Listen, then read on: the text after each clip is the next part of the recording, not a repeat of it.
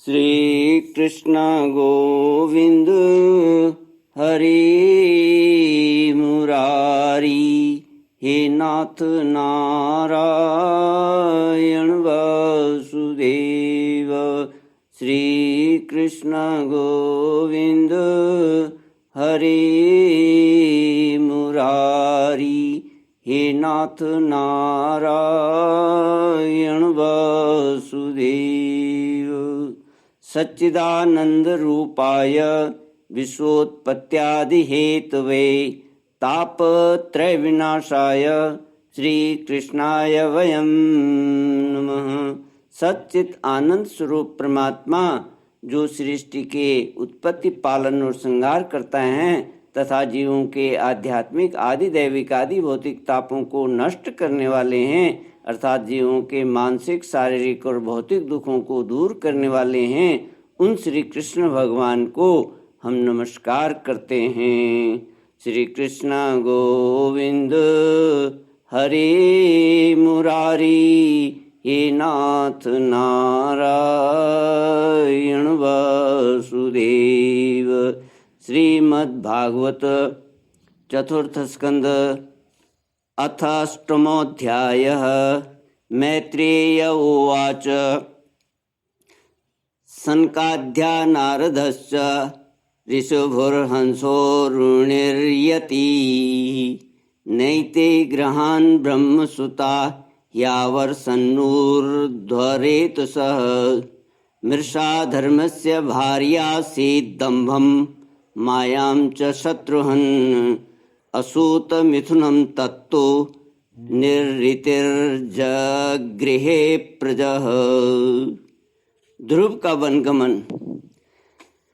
श्री मैत्रेय जी कहते हैं, शत्रुसूदन विदुर जी, सनकादि, नारद, ऋभु, हंस, अरुणि और यति ब्रह्मा जी के इन नैष्टिक ब्रह्मचारी पुत्रों ने गृहस्थ आश्रम में प्रवेश नहीं किया, अतः उनके कोई संतान नहीं हुई। अधर्म भी ब्रह्मा जी का ही पुत्र था। उसकी पत्नी का नाम था मृषा। उसके दंभ नामक पुत्र और माया नाम की कन्या हुई। उन दोनों को निर्ऋति ले गया क्योंकि उसके कोई संतान न थी।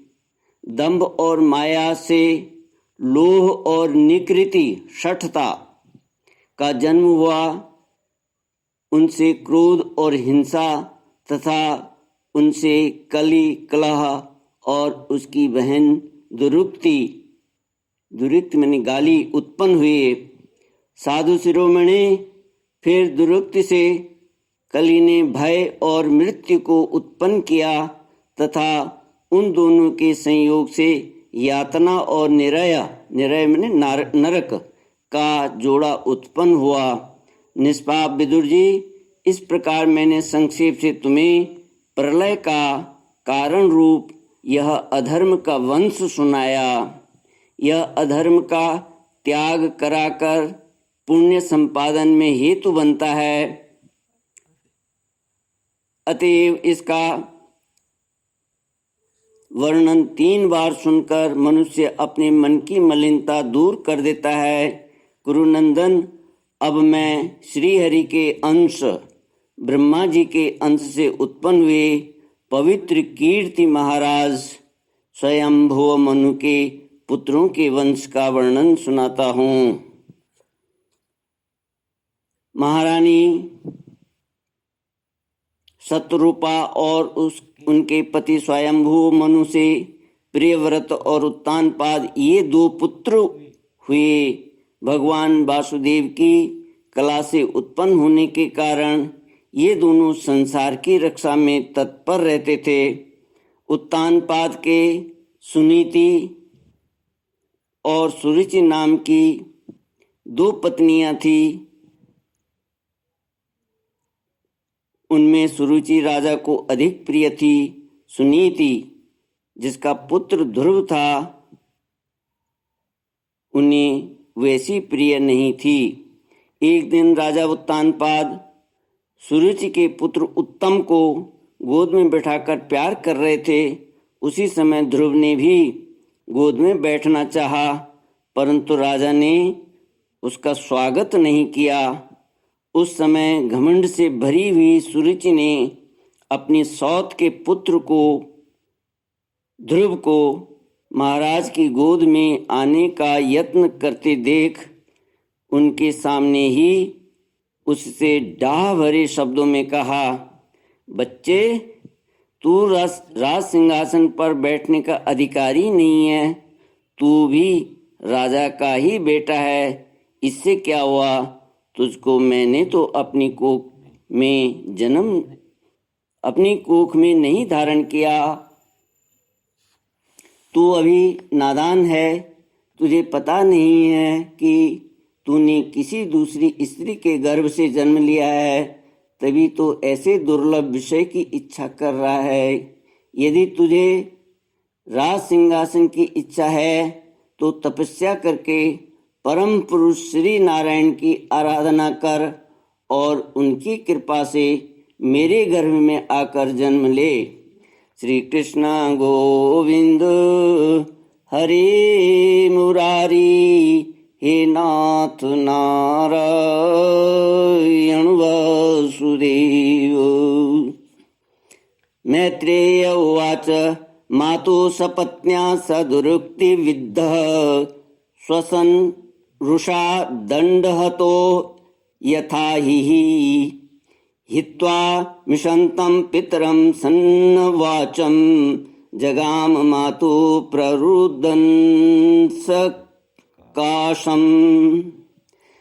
श्री मैत्री जी कहते हैं, विदुर जी, जिस प्रकार डंके की चोट खाकर सांप फुफकार मारने लगता है, उसी प्रकार अपनी सौतेली माँ के कठोर वचनों से घायल होकर ध्रुव क्रोध के मारे लंबी लंबी सांस लेने लगा। उसके पिता चुपचाप यह सब देखते रहे, मुंह से एक शब्द भी नहीं बोले। तब पिता को छोड़कर ध्रुव रोता हुआ अपनी माता के पास आया। उसके दोनों होंठ फड़क रहे थे और वह सिसक सिसक कर रो रहा था। सुनीति ने बेटे को गोद में उठा लिया और जब महल के दूसरे लोगों से अपनी सौत सुरुचि की कही हुई बातें सुनी, तब उसे भी बड़ा दुख हुआ। उसका धीरज टूट गया।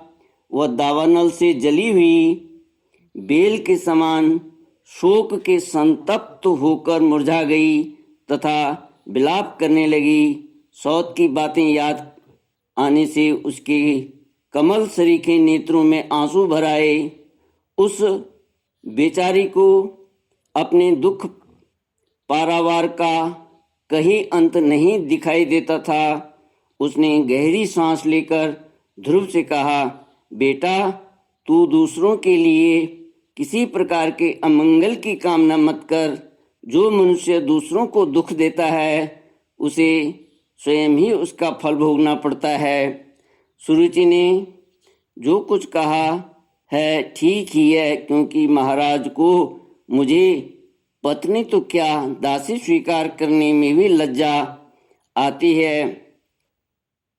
तूने मुझ मंदभागिनी के गर्भ से ही जन्म लिया है और मेरे ही दूध से तू पला है। बेटा, सुरुचि ने तेरी सौतेली माँ होने पर भी बात बिल्कुल ठीक कही है। अतः यदि राजकुमार उत्तम के समान राज सिंहासन पर बैठना चाहता है तो द्वेष भाव छोड़कर उसी का पालन कर। बस श्री अधोक्षज भगवान के चरण कमलों की आराधना में लग जा। संसार का पालन करने के लिए सत्वगुण को अंगीकार करने वाले उन श्री हरि के चरणों की आराधना करने से ही तेरे परदादा श्री ब्रह्मा जी को वह सर्वश्रेष्ठ पद प्राप्त हुआ है जो मन और प्राणों को जीतने वाले मुनियों के द्वारा भी वंदनीय है। इसी प्रकार तेरे दादा स्वयंभुव मनु ने भी बड़ी बड़ी दक्षिणाओं वाले यज्ञों के द्वारा अनन्य भाव से उन्हीं भगवान की आराधना की थी, तभी उन्हें दूसरों के लिए अति दुर्लभ लौकिक अलौकिक तथा मोक्ष सुख की प्राप्ति हुई। बेटा, तू भी उन भक्त वत्सल श्री भगवान का ही आश्रय ले। जन्म मृत्यु के चक्र से छूटने की इच्छा करने वाले मुमुक्षु लोग निरंतर उन्हीं के चरण कमलों के मार्ग की खोज किया करते हैं। तू धर्म पालन से पवित्र हुए अपने चित्त में श्री पुरुषोत्तम भगवान को बैठा ले तथा अन्य सब का चिंतन छोड़कर केवल उन्हीं का भजन कर। बेटा, उन कमल दल लोचन श्री हरि को छोड़कर मुझे तो तेरे दुख को दूर करने वाला और कोई दिखाई नहीं देता। देख, जिन्हें प्रसन्न करने के लिए ब्रह्मा आदि अन्य सब देवता ढूंढते रहते हैं, वे श्री लक्ष्मी जी भी दीपक की भांति हाथ में कमल लिए निरंतर उन्हीं श्री हरि की खोज किया करती हैं। श्री कृष्ण गोविंद हरे मुरारी, हे नाथ नारायण वासुदेव। ओम पूर्णमद पूर्णमिदं पूर्णात् पूर्णमुदच्यते पूर्णस्य पूर्णमादाय पूर्णमेवावशिष्यते। ओम शांति शांति शांति। हरि ओम श्री गुरुभ्यो नमः। हरि ओम।